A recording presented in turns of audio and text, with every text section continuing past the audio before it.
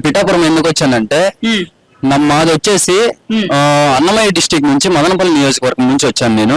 పిఠాపురం ఎందుకు వచ్చానంటే ఇక్కడ పవన్ కళ్యాణ్ గారు ఇక్కడ ఎమ్మెల్యే అభ్యర్థిగా పోటీ చేస్తున్నారు, అది అందరికీ తెలిసిందే. ఇక్కడికి ఎందుకు వచ్చానంటే నా వంతు సహాయంతో నాకున్న అభిమానంతో పవన్ కళ్యాణ్ గారి కోసము ఇక్కడ ఒక 2 days ప్రచారంలో పాల్గొనాలనేసి నేను ఇక్కడికి వచ్చానన్న. ప్రచారంలో పాల్గొన్నారా? ఎలా ఉంది ప్రజాస్పందన? ఇక్కడ ఏం చెప్తున్నారు ప్రధాని? మనం పాల్గొన్నాను. ఇక్కడ ఎలా ఉందంటే పవన్ కళ్యాణ్ గారికి ప్రజాస్వామ్యంలో ప్రజలచే ఎన్నుకోబడబోయే ఈ ప్రజా జన సైనికుల జన అధినేత శ్రీ శ్రీ శ్రీ కొనిదెల పవన్ కళ్యాణ్ గారే ఖచ్చితంగా 1 lakh మెజార్టీతో ఖచ్చితంగా గెలిపిస్తామనే నమ్మకము ఈ పిఠాపురం నియోజకవర్గం ప్రజలు ఆ నమ్మకాన్ని నాకు కల్పించారు. అదే విధంగా ఇక్కడ చూసినట్టయితే ఖచ్చితంగా Pawan Kalyan garu war one side, only one side ఇనామినేషన్ అన్న, అది మ్యాటర్. తిరుగుతున్నారు ప్రజలు, అసలు ఏం చెప్తున్నారు? ఇక్కడ సమస్యల గురించి ఏం మాట్లాడుతున్నారు? ఇక్కడ ఎవరైనా చెప్పారా మాకు పలానా సమస్యలు ఉన్నాయని? అన్న ఇక్కడ పోటీగా నిలబడుతున్నది ఎవరు? వైఎస్ఆర్సీపీ పార్టీ తరఫున వంగ గీత గారు. వంగ గీత గారికి నేను అడుగుతున్నది కాదు, ఆరాధిస్తున్నానన్న. వంగ గీత మేడం గారికి ఖచ్చితంగా ఆరాధిస్తున్నాను. అదేమిటంటే మీరు 2008లో చిరంజీవి గారు పెట్టినటువంటి ప్రజారాజ్యం పార్టీ తరఫున ఎమ్మెల్యేగా నిలబడి గెలిచారు. అది కేవలం చిరంజీవి గారి అభిమానంతో మీకు ఇక్కడ పిఠాపురం వ్యక్తులు మిమ్మల్ని గెలిపించారు, అవునా?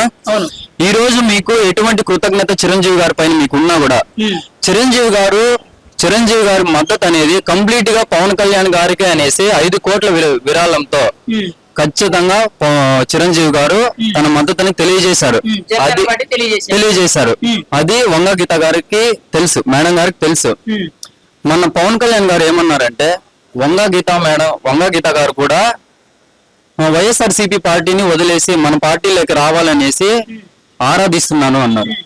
నేను కూడా ఈ రోజు మన పవన్ కళ్యాణ్ గారి తరపున జన సైనికుల తరపున నేను కూడా ఈ రోజు అదే కోరుకుంటున్నాను. మీ అమూల్యమైనటువంటి ఓటు కూడా మన పవన్ కళ్యాణ్ గారి గాజు గ్లాస్ గుర్తుపైన ఓటు వేయాలని మనస్ఫూర్తిగా కోరుతున్నాను. ఇంకొకటి ఏమిటంటే వంగ గీత గారు ఖచ్చితంగా జన సైనికులతో జనసేన పార్టీలోకి రేపొద్దున అంటే జనసేన పార్టీ గెలిచిన తర్వాత ఖచ్చితంగా జనసేన పార్టీలోకి రావాలని అంటే వస్తుందని కూడా నేను అనుకుంటున్నాను. కానీ ఇప్పుడే మీరు జనసేన పార్టీకి మద్దతు ఇచ్చారంటే మీ గౌరవం అనేది పిఠాపురంలోనే కాదు ఈ రాష్ట్రంలోనే మీ గౌరవం అనేది చాలా ఒక రేంజ్ లో ఉండిపోతుంది అనేసి నేను అభిప్రాయాన్ని తెలియజేస్తున్నాను. ఇప్పుడు మరి మీరు అలా అంటున్నారు, ఆవిడ నామినేషన్ విత్డ్రా చేసుకుని అంటే ఎలక్షన్ లో తప్పుకొని బయటకు వచ్చేసి పార్టీలో జాయిన్ అయిపోవాలంటారు. మరి ఆవిడ ఖచ్చితంగా నేను పవన్ కళ్యాణ్ ఓడించి తీరుతానన్నట్టు శపథం చేస్తుంది ఆవిడ. ఏమండి ఆమె ఇప్పుడు జనాల్లో తిరుగుతున్నప్పుడు టెన్షన్ ఉంటది, నైట్ పడుకున్నప్పుడు మనసు ఒక తేలిగ్గా ఉంటది. తన మనసు పైన చేయి వేసుకొని చెప్పండి, ఖచ్చితంగా ఎవరు గెలుస్తారని తన మనసుకే వదులుతాను. అంటే తన మనసు కూడా తనకే చెప్తుంటది ఖచ్చితంగా పవన్ కళ్యాణ్ గారు. కానీ తను చిక్కుల్లో ఉన్నట్టు అనిపిస్తుందండి నాకు. ఖచ్చితంగా 1 lakh మెజారిటీతో గెలిపిస్తారండి, ఖచ్చితంగా పక్కా అండి. ఇంకోటి ఏమంటే ఇక్కడ ఉన్న యూత్ కి, ఈ రాష్ట్రంలో ఉన్న యూత్ కి, ఎస్పెషల్లీ పవన్ కళ్యాణ్ గారి అభిమానులకి నేను ఒకటి చెప్పాలనుకుంటున్నానండి. పవన్ కళ్యాణ్ గారు ఈ రోజు పార్టీ పెట్టారు, పవన్ కళ్యాణ్ గారు ఈ రోజు రాజకీయంలోకి వచ్చారు. పవన్ కళ్యాణ్ గారు ప్రజల కోసం మంచి చేయాలని నిర్ణయించుకున్నది ఈ రోజా?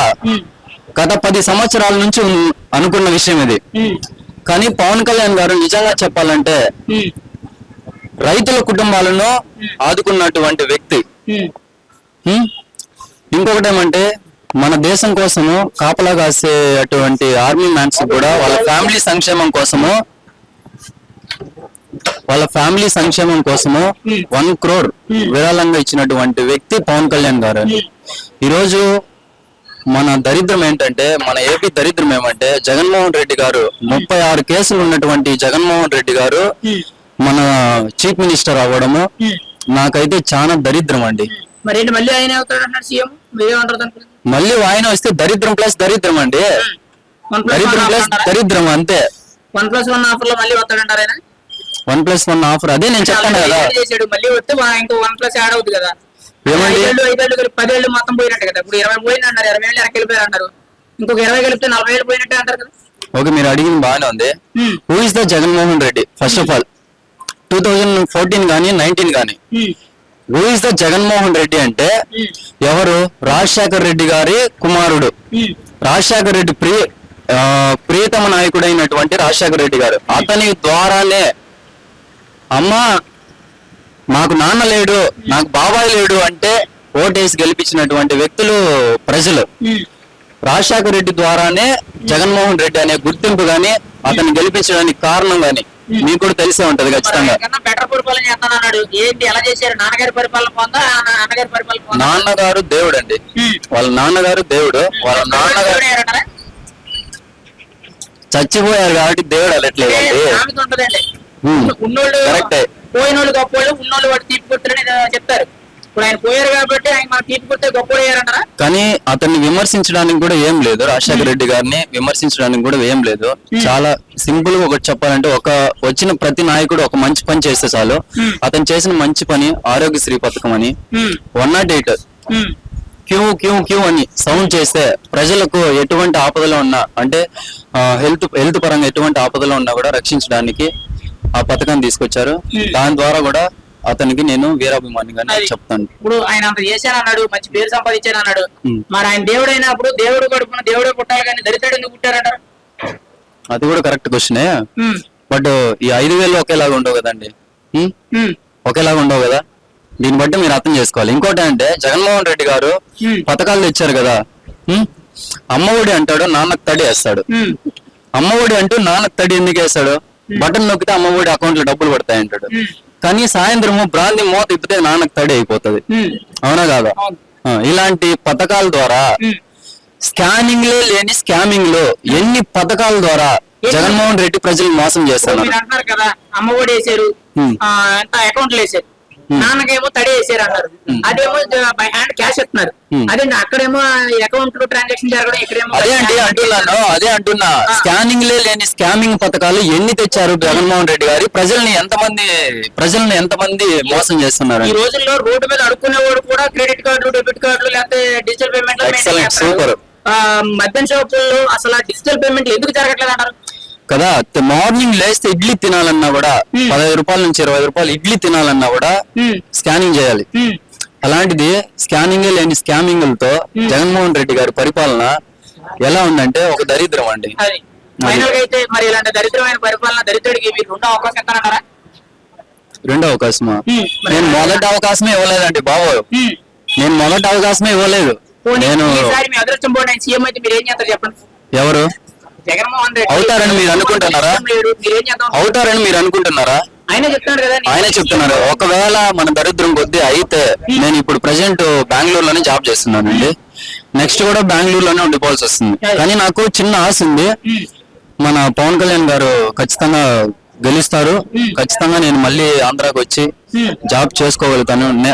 నేను చదివేమంటే నేను MBA కంప్లీట్ చేశానండి. సో నా మైండ్ అంతా ఏమంటే, జాబ్ అనేది జాయిన్ ఆఫ్ అదర్ బిజినెస్. ఎవరో తెలివితేటలతో ఒక బిజినెస్ రన్ చేస్తే వాళ్ళ కింద నేను పని చేయాలని నేను ఎప్పటి నుంచో అనుకోవట్లేదు. నేను ఇప్పటికీ ఒక 13 జాబుల వరకు మానేశాను. నేనేమంటే, పవన్ కళ్యాణ్ గారు ఒక మాట చెప్పారండి, ఉపాధి